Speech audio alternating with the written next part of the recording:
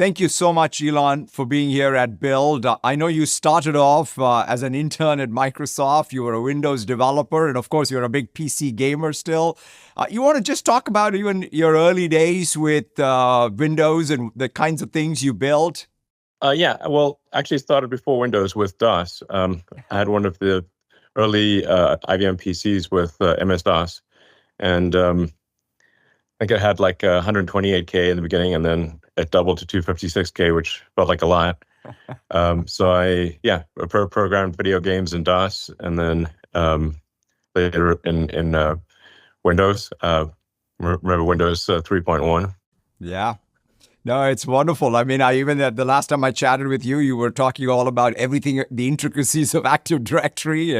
And so it's fantastic to have you at our developer conference. Obviously, the exciting thing for us is to be able to launch Grok on Azure. I know you have a deep vision for what AI needs to be, and that's what got you to get this built. It's a family of models that are both response and reasoning models, and you have a very exciting roadmap. You want to just tell us a little bit about sort of your vision, the capability. You're pushing on both capability and efficiency, so maybe you can just talk about a little bit of that.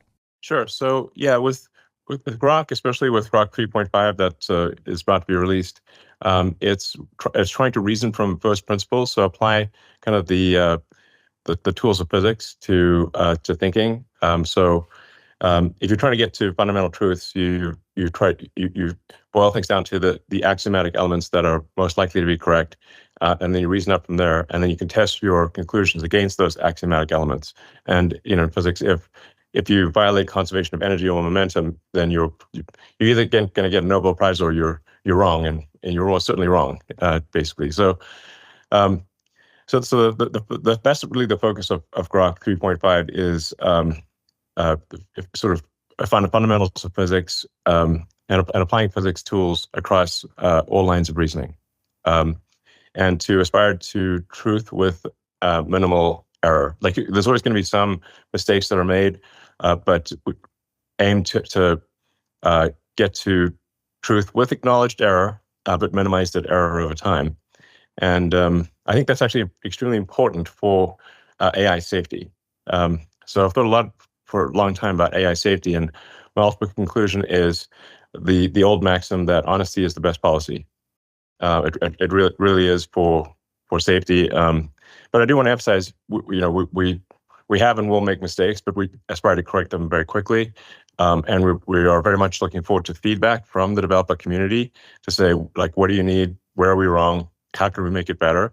And to have Grok be something that the developer community is very excited to use, and where they can feel that their feedback is being heard, and Grok is improving and serving their needs. Yeah, I know it's in some sense, cracking the physics of intelligence is perhaps the real goal for us to be able to use AI at scale. And so it's so good to take that first principles approach that you and your team are taking. And also you're deploying this. I mean, one of the things about sort of what you do is you're doing, unsupervised FSD on one side, you're doing robotics, of course there's Grok, so you're deploying Grok across all of your businesses from SpaceX to Tesla, obviously at X. I would love to even, one of the themes for this developer conference, Elon, is we're building pretty sophisticated AI apps, right? It's not even about any one model. It's about orchestrating multiple models, multiple agents. Just anything that you're seeing in the real world application side, even inside of your own companies, when you think about even a Tesla or a SpaceX, where you put Grok and the other AI models you're building?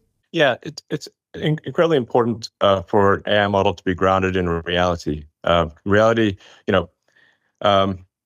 I was saying, which is like physics is the law and everything else is a recommendation. Which is, I'm not suggesting people break the laws made by humans. We should generally obey the laws of humans, but I've seen many people break human-made laws, but I have not seen anyone break the laws of physics. So for any given AI, grounding it against reality. And reality, for example, as you mentioned, with the car, it needs to drive safely and correctly. The humanoid robot Optimus needs to perform the task that it's being asked to perform. These are things that are very, very helpful for ensuring that the model is truthful and accurate, because it has to adhere to the laws of physics. So I think that's actually maybe somewhat overlooked, or at least not talked about enough, is that to really be intelligent, it's got to make predictions that are in line with reality, in other words, physics. It's a really fundamental thing, and being able to ground that with cars and robots is very important. We are seeing Grok be very helpful in things like customer service. The AI is infinitely patient and friendly, and you can yell at it, and it's still going to be very nice. So that's good. So I think in terms of improving the quality of customer service and sort of issue resolution, AI is already Grok is already doing quite a good job of that at SpaceX and Tesla, and we look forward to offering that to other companies. No, that's fantastic. Really thrilled to get this journey started, getting that developer feedback, and then looking forward to even how they deploy. There's these language models. There's, I think over time we will have this coming together of language models with vision, with action. But to your point, being really grounded on a real world model. And that, I think, is ultimately the goal here. And so thank you so much, Elon, for briefly joining us today. And we're really excited about working with you and getting this into the developers' hands. Thank you very much. And I can't emphasize enough that we're looking for feedback from you, the developer audience.